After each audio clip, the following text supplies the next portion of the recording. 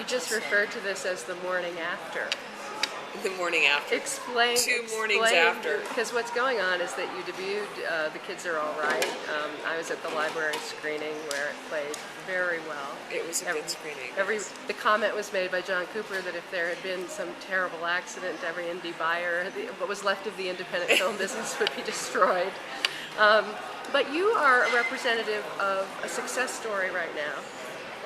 Your movie has sold to Focus Features. I wouldn't go on record yet. We're still sorting ourselves out with that. But Anne, do what you want. My sources indicate. We're sorting ourselves out. I don't know what's going on yet. You're smiling. I'm smiling because I'd be very happy to be with Focus Features. I think they're great. So I would like that. But we're not quite drinking champagne yet. We're sorting it out with our distribution situation. Well, I asked you the other night at the Cinetic party what you were hoping for in a distributor, and you said something which really stuck with me, actually. In effect, you were saying you were hoping you'd be able to make some of your money back and pay the people who worked on your movie. And I see a lot of films here, low-budget films. It's astonishing to me that you could have made this movie for about 4.5, is it, or 5? No, it was under 5. It was under 5. Okay. Yeah, it was so 3.5 or something. It's such a good-looking movie. I mean, it's amazing to me that you were able to do that. But there's only one way. And how did you manage to do that? And what are the issues here for filmmakers in terms of even making a living? Yeah, I mean, this is brutal. In terms of the physical production, I think that people were attracted to the script,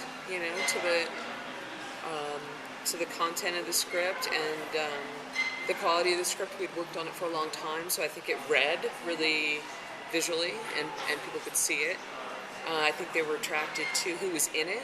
It was interesting actors, and also that it was in L.A. Not a lot of films are shooting in L.A. anymore, so people that we had working on it were happy to be home or close to home. So those are things that are attractive. What isn't attractive is shooting as quickly as we did and shooting with the budget that we had, which meant that while we shot at Union, it was like there's tiers of the Union, and it was first level, which is significantly lower pay and all that stuff. So that's, But the actors were given, shall we say, juicy roles to play. Yes, and the actors at that point are just like, I'm doing this because I like this role, not because this is gonna, I'm not gonna buy a house with this. So how long ago did Julianne Moore attach herself to this? I met Julie about 9 or 10 years ago, and we talked just casually over the years, like, oh, we should do something together, and and she's funny that way. She would say, like, did you write something for me, and that kind of stuff. And I sent it to her after an early draft. It must have been 2005. So we started to put it together then, and she attached herself then.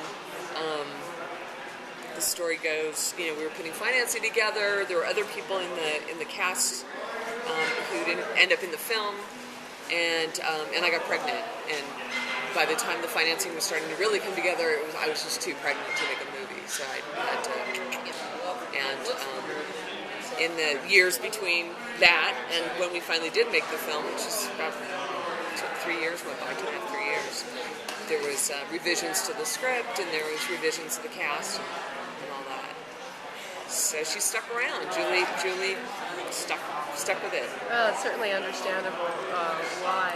The subject matter here is the whole idea of this is that you're presenting a upper middle class family in Los Angeles living in very reasonably luxurious situation, as if it's the most normal thing in the world to have two women as the two moms, and this is the world that you live in as well. And